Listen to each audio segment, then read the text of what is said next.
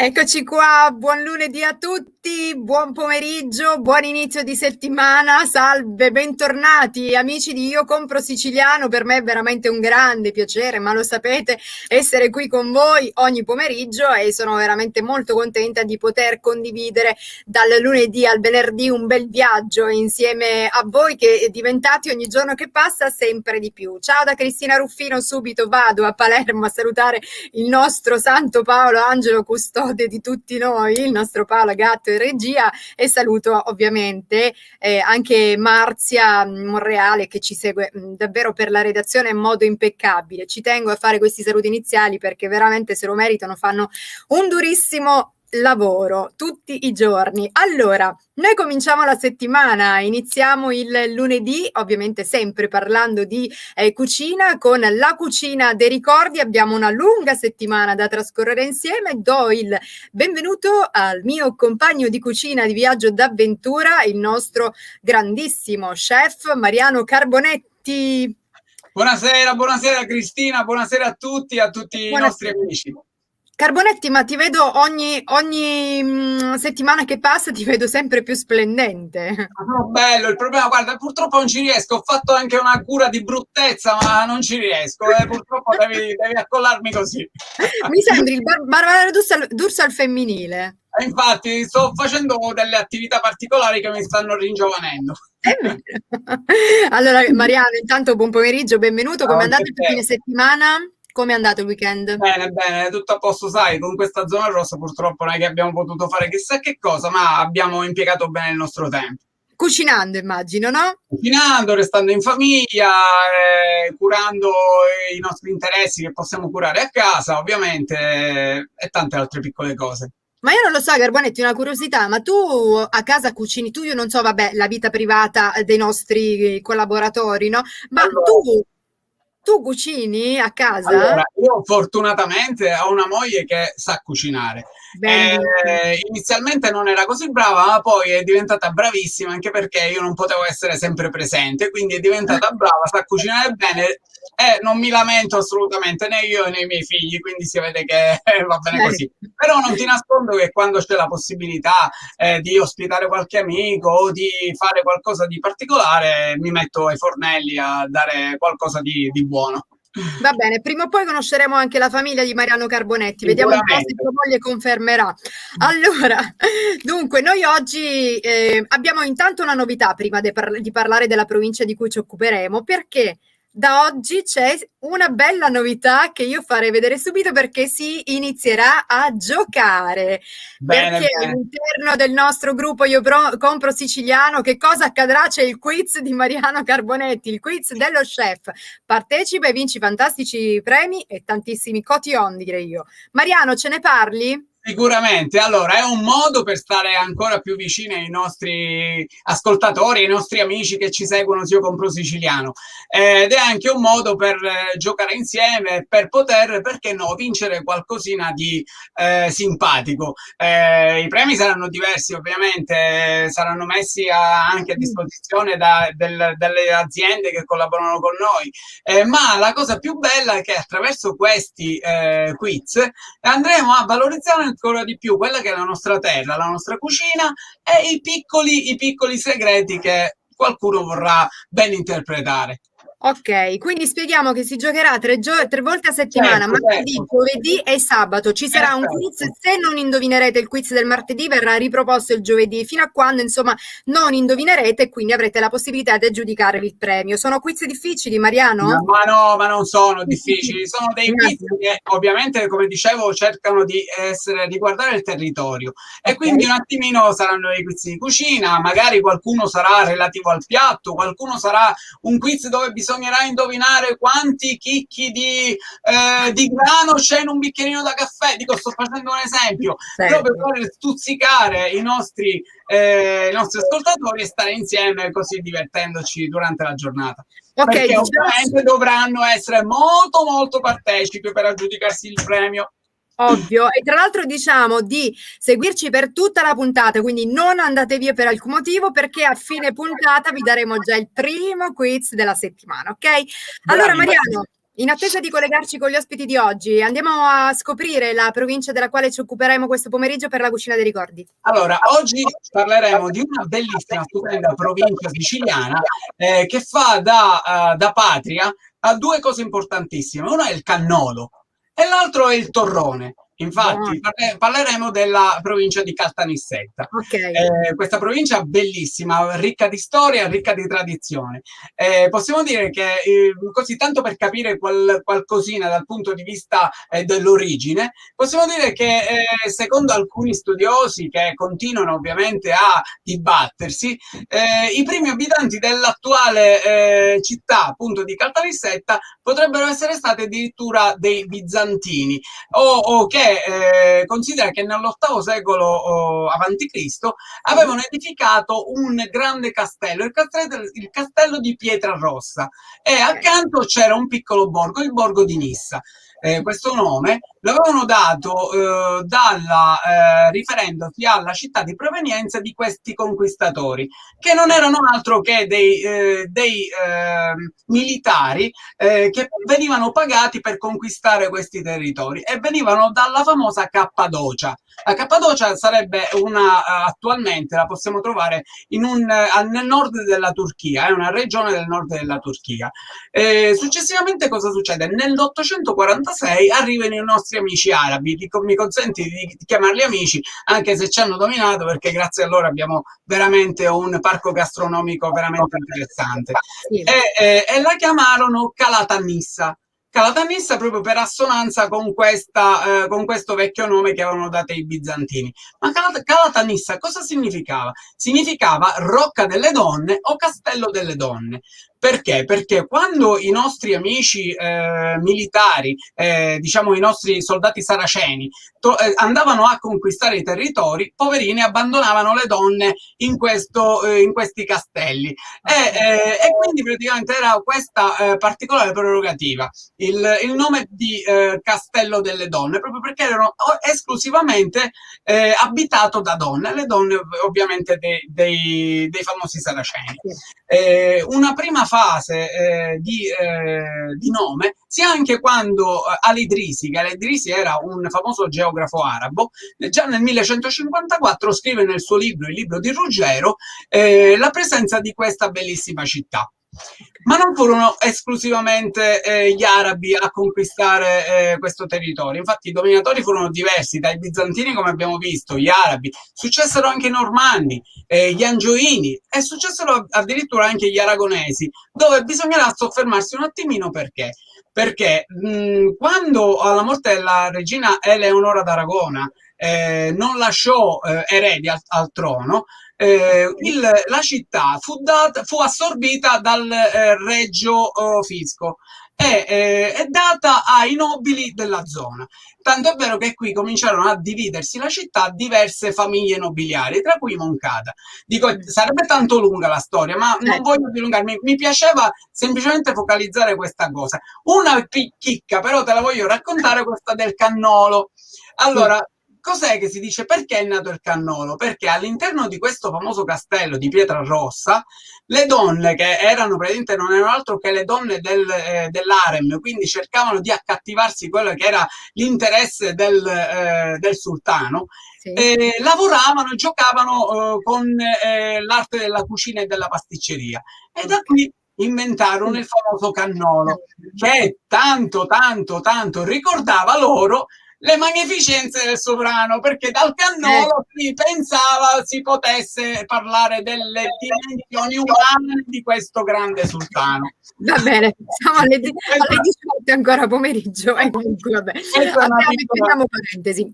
Allora Mariano, se tu hai finito i tuoi cenni storici sulla città di Caltanissetta, io direi di presentare il nostro ospite di oggi. Sì, perché ci fermiamo così, perché il maestro che andrai adesso a presentare è degno di nomina e dobbiamo dedicare più tempo possibile a questo. Allora, lui diciamo Hai ragione. Allora, diciamo che ha ottenuto veramente un sacco di riconoscimenti importanti. L'elenco è abbastanza vasto. Tra poco, tra l'altro, noi avremo la possibilità di vedere una sua videoscheda in maniera tale da approfondire tutto quello che ha fatto e conoscerlo ancora di più.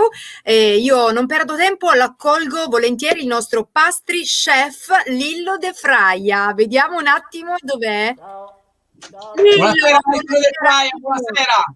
ciao a tutti ragazzi, ciao, come state? Mi sentite bene?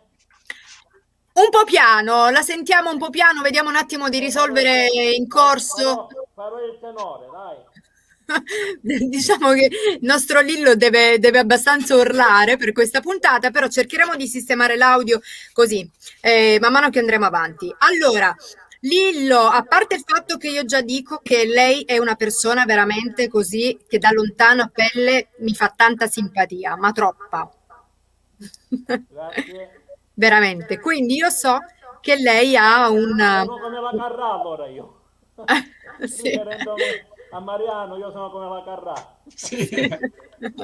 Allora, so che anche Lillo De Fraia ha un palmarès ricco di riconoscimenti importanti perché ha fatto nella sua vita veramente un sacco di cose. Tra l'altro è una persona anche abbastanza creativa che ha fatto proprio dell'arte pasticcera la sua più grande passione e poi è diventato ovviamente lavoro. Allora, ha un bagaglio ricchissimo, no, di esperienze, veramente tante. Mariano, tu mi confermi perché tu lo Sì, conosci benissimo, Lillo. abbastanza, lo conosco abbastanza bene. È una persona, intanto ci tengo a dire, umilissima, una persona che si è costruita sul sudore del suo lavoro, è riuscita a tramandare tantissime nozioni di pasticceria storica in particolare, ed è andato alla ricerca di cose, di piatti, di tradizioni reali ormai dimenticate.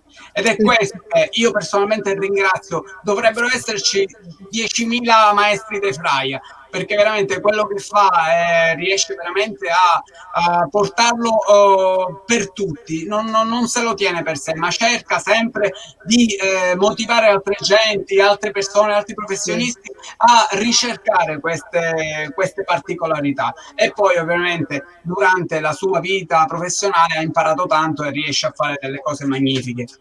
È vero, allora diciamo che degno di menzione sono le tante manifestazioni in cui è stato protagonista, come ha detto la somministrazione e ristorazione dell'allora Presidente della Repubblica Carlo Azeglio Ciampi, in occasione della sua visita a Caltanissetta, coordinatore ed esecutore tecnico per la visita di Sua Altezza il Principe Alberto di Monaco a Santa Catari, si dice Santa Catari di Villermosa nel Santa 2017, poi Caterina, tanti Santa importanti Caterina. riconoscimenti, tra cui Stella al Merito della Repubblica Italiana come maestro del lavoro dal Presidente della Repubblica Napolitano. Quindi un sacco di riconoscimenti, come dicevo prima, veramente importanti. Ha conosciuto tanti presidenti della Repubblica, devo dire, nella sua vita, Lillo. E anche papi, due papi presidenti e due papi con tanto onore.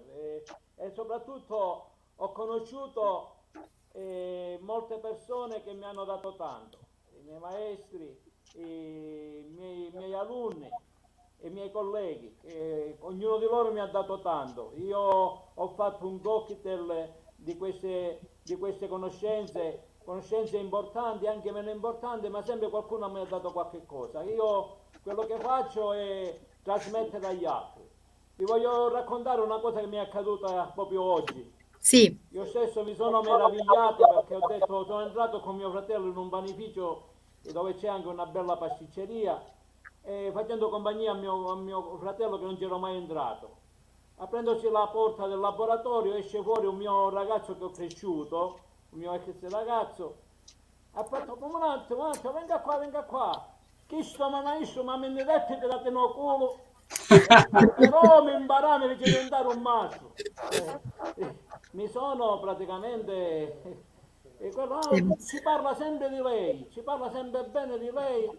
E questo è per me una soddisfazione, sentirsi chiamare maestro, ma potrebbe uno essere chiamato maestro anche come spottò, pure cavaliere come spottò. Invece me lo dicono col cuore e questo mi dà sì, un grande onore. Significa che ho seminato bene. Vi ho è aperto questa vero. parentesi per dire che come io tratto i ragazzi, io ho sempre avuto dei rapporti diretti anche a scuola. Io ci dico ai ragazzi, vi regalo 10 minuti alla fine, però quando siamo al lavoro dobbiamo lavorare, non ci dobbiamo distrarre, dobbiamo fare tutto con ordine e dobbiamo avere un programma ben preciso e dobbiamo capire quello che diciamo, non dobbiamo perdere tempo. 10 minuti poi ve le offro per la sigaretta oppure per il bacetto, quindi è una cosa fondamentale. Però oggi mi telefonano da qualsiasi posto per ringraziarmi o se hanno dimenticato qualcosa io li rimprovero, perché dicendo ecco non sei stato tanto attento, perché se no non la dimenticavi questa cosa. Cristina, volevo dire solo una cosa. Vai. Io volevo confermare intanto quello che dice il maestro De Fraia, perché è vero questa cosa. E personalmente ti dico che ho avuto la fortuna non di avere il maestro De Fraia tra i miei maestri, però ho avuto la fortuna di avere altre persone da cui ho attenuto tanto e devo essere sincero, sono rimasto tutt'oggi devoto a loro, perché dico, se io realmente ho delle determinate conoscenze, è proprio grazie a loro. E come diceva poc'anzi il maestro De Fraia, quando poi nel tempo riesci a capire l'importanza di quegli insegnamenti avuti, e allora quella pedata, quelle stonata d'orecchio, così proprio diventa simpatica, diventa una cosa molto simpatica, perché è quello che ti resta. Ed è veramente questo importante, riuscire ad attingere da queste maestranze quelli che sono gli insegnamenti da portare avanti. Esatto, allora se siete d'accordo io farei un attimo vedere che cosa Lillo ha fatto. Per chiudere il discorso volevo dire solo una cosa. Vai. Come ho detto e dico sempre, io ai miei ragazzi, quello che dico sempre, un lavoro nella vita bisogna farlo dignitosamente e farlo che in maniera diventiamo maestri del nostro lavoro, ci dà dignità, ci dà un pro capite importante nella vita e ci dà molto spessore. Quindi che noi lavoreremo sempre, questo qua è la cosa più importante. È vero. Allora andiamo a vedere nei dettagli il nostro pastry chef Lillo che cosa ha fatto nella sua vita. Vediamo.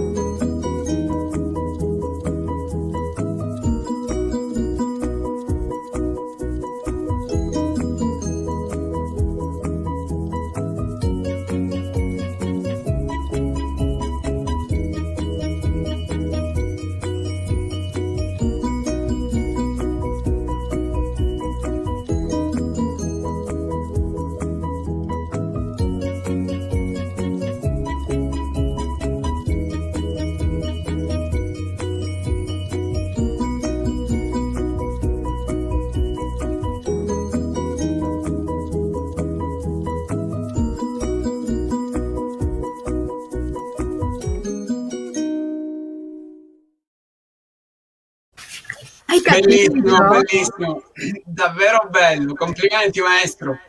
Grazie, è il 2% della mia vita quello. Lo so, ma bisognerebbe una puntata che dura 6 anni per poter raccontare tutto quello che hai fatto, maestro. Mariano, lo vedo queste cose quando mi fermo 10 minuti, apro i cassetti, trovo tutti gli articoli, i manifesti, le fotografie e in questo momento che proprio sto facendo un libro mi sono confuso, non so quale fotografia mettere. Lo so, è vero, è vero. Lo dico veramente perché per me è anche la più piccola manifestazione, specialmente quelle che sono state per fare diciamo dell'opera pie, delle carità, delle cose, sono quelle più importanti, più del record. Quando io faccio delle cose per dare aiuto. Purtroppo uno poi deve scegliere cosa mettere, perché diventano così tante le cose che uno riesce a fare durante la vita professionale che deve purtroppo eliminare o non convocare qualcuna. È vero. Perdonami Cristina, vai. No, vai, dicevi Mariano, perché abbiamo il tempo scorre inesorabilmente, quindi dobbiamo entrare praticamente allora, io una cosa importantissima volevo fare ricordare al maestro De Fraia, che è famosissimo intanto per la produzione dolciaria del Nisseno. Quando si parla di Caltanissetta, si parla di Sicilia orientale, centrale, si parla di De Fraia, perché proprio è riuscito a, ripeto, intanto riscoprire determinati dolci che si erano persi. E io tra questi vorrei nominare le spine sante. Le crocette è un dolce che ha inventato il maestro De Fraia che si chiama surfaro. E questo vorrei, perdonami maestro se sto accennando io velocemente su queste tue produzioni. Addirittura il surfaro ricorda la lavorazione proprio e la vita passata di sacrifici stenti dei solfatai, e il maestro è riuscito a produrre un dolce per ricordare l'importanza di queste persone che lavoravano in particolari condizioni. Tantissime altre cose. Poi ha fatto il rollò, che è una delle sue caratteristiche, un dolce antichissimo, i ravioli di ricotta, i raffiolini, i cannoli a mai finire, ma un elemento importantissimo a cui lui si è sempre focalizzato è quello del torrone. Ha fatto addirittura un Guinness World Record, maestro correggimi, 1.400 metri, giusto? Di torrone. 1.400 metri di torrone fatto a Mazzarino. Poi abbiamo un altro record, è la Cobaita fatta a Mazzara del Vallo. Quindi anche a Mazzara del Vallo abbiamo fatto 870 metri di Cobaita, e fa parte diciamo, della schiera del torrone. Quindi abbiamo il torrone casalingo, il torrone, sono gli ingredienti un po' diversi. Ovviamente anche coinvolgendo diversi professionisti, no maestro? Sì, sempre con tutti i colleghi, e in particolare sempre le scuole. I ragazzi, gli allievi, le scuole alberghiere, perché i ragazzi devono essere partecipi e devono essere i protagonisti. Sono le piantine piccole da cui poi usciranno fuori gli alberi di produzione, gli alberi da frutto. Quello è un momento di visibilità che per loro ci dà veramente, fa dimenticare il sacrificio, perché quando loro sono protagonisti in queste imprese, loro si innamorano del lavoro. Perché il lavoro, tu lo sai, è faticoso. Se noi riusciamo a prenderlo in giro e farci capire, con questo loro possono anche girare il mondo, avere queste soddisfazioni. Certo. Maestro, facciamo una cosa, vediamo un altro video che parla del torrone, poi insieme a te ne parliamo. Vai. Benissimo.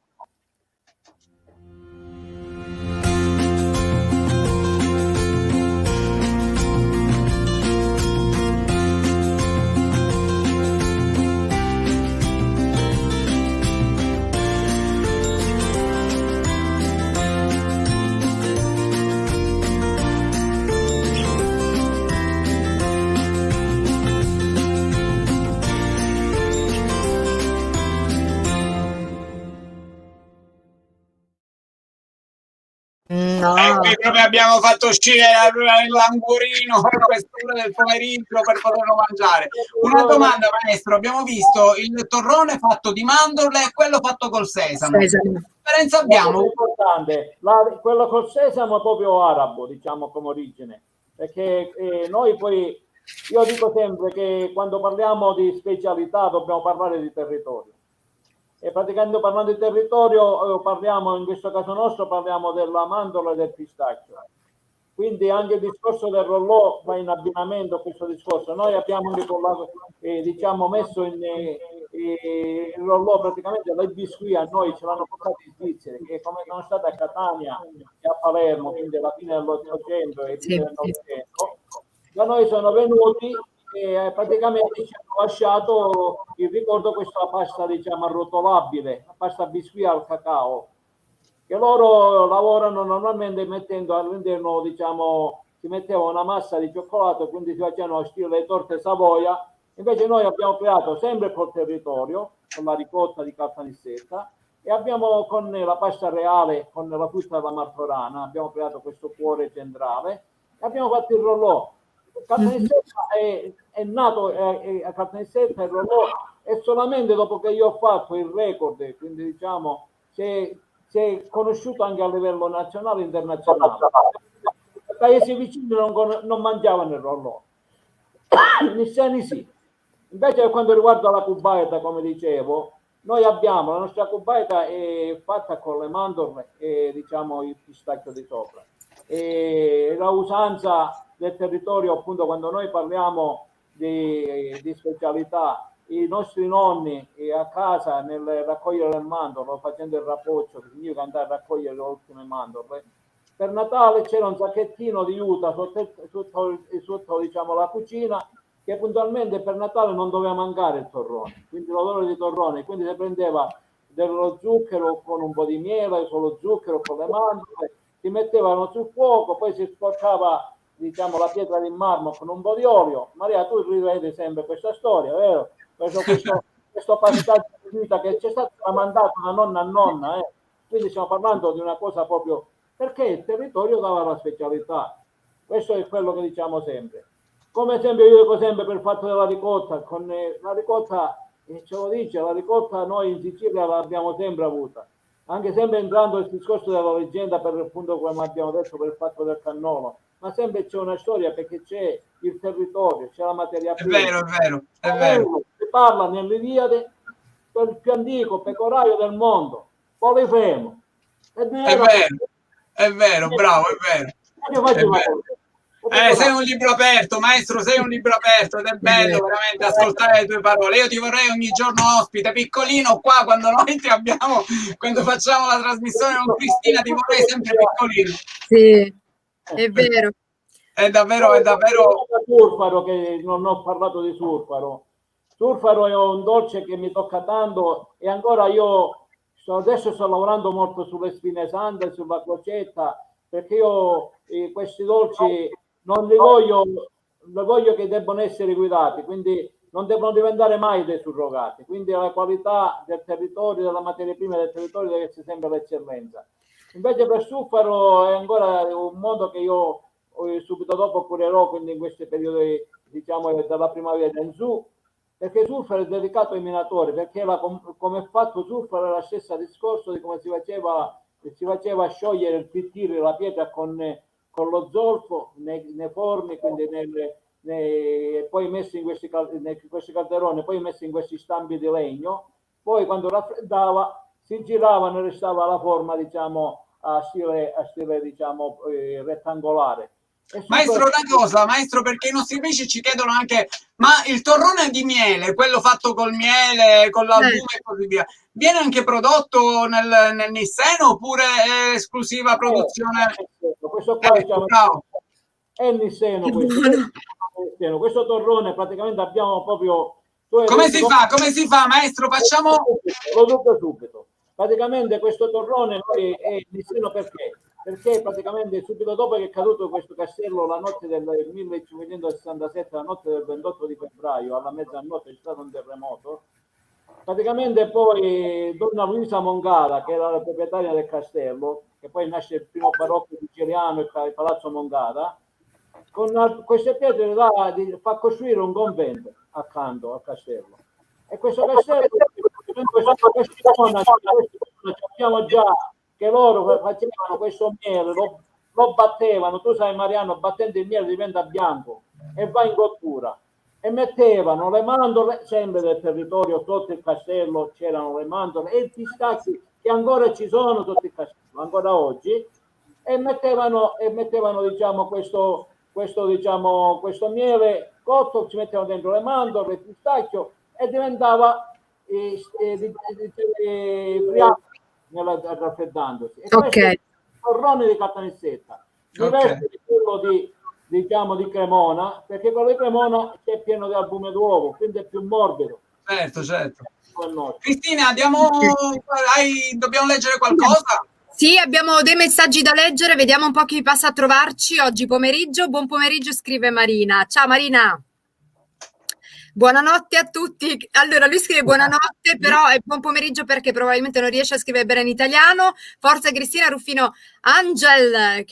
Angel, che non ho capito di dove sia. Comunque, io compro siciliano. Hello to everyone from London, Cristina, Maestro Carbonetti and your guest. Viva la Sicilia. Ciao Andrea, un saluto agli amici di Londra e dintorni. Buon pomeriggio, un abbraccio Mariana e Cristina. Antonino, buon pomeriggio. Antonio. Venera, ciao Cristina, buonasera a tutti. Ciao anche a te Venera da parte di tutti noi. Giovanni, ciao Cristina, Mariano, un saluto al maestro Lillo De Frai. Siete fantastici, grazie Giovanni. Attento a non sbagliare perché sono Nissena. Mariano, ecco, attento a non sbagliare perché Marina ti bacchetta. Grande Lillo. Sì, Marina. Lidia, buon pomeriggio Cristina Mariano, buon pomeriggio anche a te cara Lidia, benvenuta. Buonasera cari chef, carismatica Cristina, ciao Alessia Smile and Food, ciao Alessio, ciao. Un abbraccio dalla Toscana al maestro Lillo e Antonio che scrive. Ciao Tony. Buona serata a tutti, complimenti per la trasmissione, grazie Angela. Buonasera amici di Io Compro Siciliano, essere presente alla vostra diretta è sempre un piacere, anche per noi chef Filippo. Ciao, Filippo. È disattivato l'audio, mi sai, il nostro chef. Perfetto. No, va bene, va bene. Sempre, maestro. Ma allora, stava parlando prima del, come si chiama, surfaro? Surfaro. Allora, come è fatto esattamente, chef? Lo dico subito. Praticamente surfaro fa sempre il percorso dello zolfo, quindi allora questo si prepara diciamo del latte, della panna, si fa bollire, a parte si prepara un coagulante fatto di un coagulante gelatinoso fatto con fatto con della colla di pesce e limoni infatti in parte diciamo. Intanto devono essere, io adopero i limoni del mio giardino, devono essere freschi proprio nella grosso del loro profumo e della loro acidità naturale. Allora, questo coagulante viene messo nel momento in cui scendiamo intorno ai 45 gradi, e quindi abbiamo la cottura dello zucchero con un po' di miele e un po' di zucchero pilé. Quando raffredda si mette questo coagulante fatto a base di gelatina e appunto quello di pesce, limone fresco, tassativo fresco, e con l'aiuto diciamo delle bucce del limone che danno quel giallo naturale che poi sarebbe somigliante allo zolfo. Okay. Quindi poi quando succede che nel momento che poi si fa raffreddare, si mette in frigorifero, si stacca dopo alcune ore e viene lo stesso discorso che veniva fatto con lo zolfo, che si esciva da queste forme di legno, si usciva e praticamente diventava il soldo. E nel mangiare si sente la sorbettatura, quindi è utilissimo anche come sorbetto, Mariano. È sempre un mamma mia, Cristina, ma ti immagini che significa andare a preparare, creare una cosa del genere partendo da un lavoro così duro come era quello dei solfatai? È vero. La lavorazione con la panna, Maria, perché tu sai che la panna e il limone non è che sono molto amici. Infatti, si litigano. Di questa appunto arrivare intorno ai 40 gradi, 45 gradi, fare questa fusione è importante. Poi diciamo l'apporto con i minatori era questo, perché il minatore dopo una settimana di lavoro usciva con la famiglia, quindi il giallo è il giallo dell'acre, dello zolfo.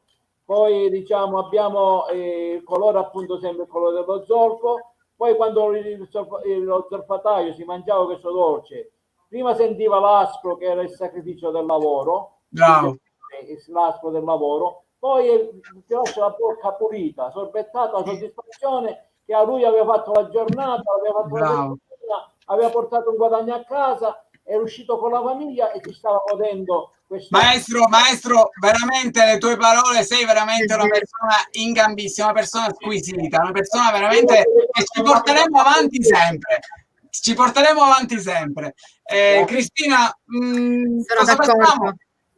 Allora, noi siamo arrivati al termine di questa nostra puntata. Maestro Lillo, è stato veramente un piacere averla ospite del nostro appuntamento oggi, davvero. Io volevo dire una cosa soltanto. Io qua ho il mio braccio destro, come dicevo prima, che è Davide Scangarello. Ciao Davide, buonasera.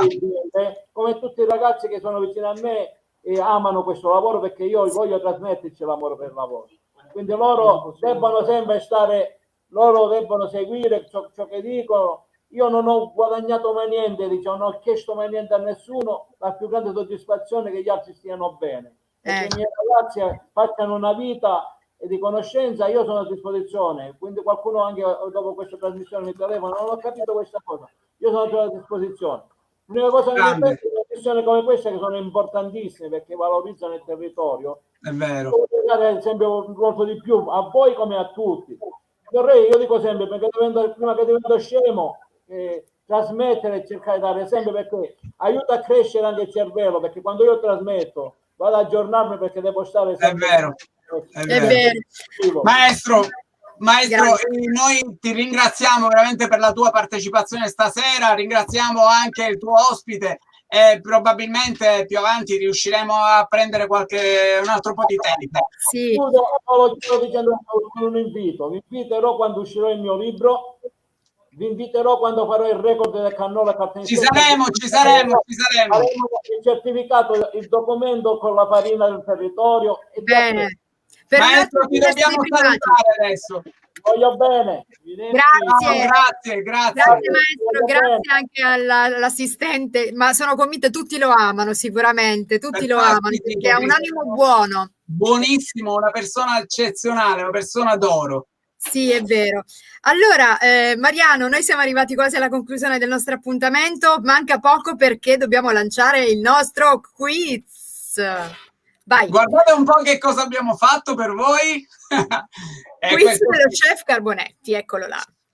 E allora, tra un po' lo troverete pubblicato sul gruppo di Io Compro Siciliano e avrete tutto il tempo possibile per poter rispondere. Una cosa importantissima è che ovviamente quando chi vincerà otterrà veramente una cosa importantissima, che è il Gran Premio, un premio messo a disposizione dei nostri grandi amici.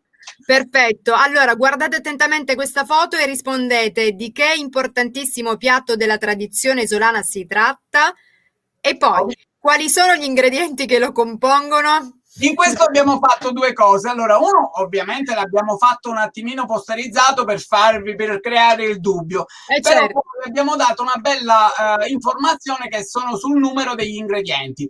Non è difficile, se riuscite a capire bene qual è il piatto vi verrà veramente facilissimo. Grazie ragazzi, lavorateci su e mi raccomando partecipate, stateci sopra. Grazie Mariano Carbonetti, noi con te ci vediamo ovviamente lunedì per un altro viaggio alla cucina dei ricordi. Grazie e mi raccomando seguitelo per tutti gli altri quiz della settimana sul gruppo Io Compro Siciliano. Carbonetti, è stato un piacere anche oggi, grazie. Ciao Cristina, grazie, a lunedì. Ciao, noi torniamo ovviamente domani l'appuntamento è del martedì, quindi ci occuperemo di nutrizione e benessere, quindi rimanete con noi, mi raccomando visitate anche il nostro marketplace. Da Cristina Ruffini è tutto, grazie a Paolo in regia, grazie a Marzia in redazione, grazie anche al dottor Morici e il dottor Giorgiani che saluto poco ma so che ci sono, anche loro ovviamente sono l'elemento fondamentale. Ci vediamo domani alle 18, vi aspetto puntuali su Io Compro Siciliano per pomeriggio special. Sigla, un bacio, ciao!